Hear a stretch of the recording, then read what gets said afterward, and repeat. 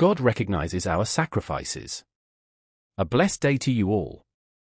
Mark 12 verses 41 to 42. And Jesus sat over against the treasury, and beheld how the people cast money into the treasury, and many that were rich cast in much.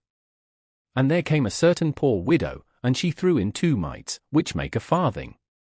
Mark 12, 41 to 44. The treasury that is spoken of here is a place located in the women's court that was in the temple complex but was not part of the temple itself.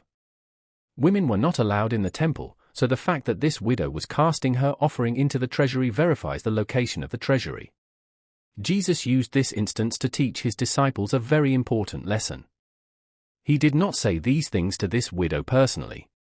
God's promises concerning giving give us an assurance that this offering was blessed back to this woman in this life, but the widow did not hear his commendation.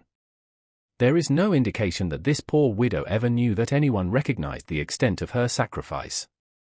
Likewise, there are times when we may feel that no one knows or appreciates our sacrifices.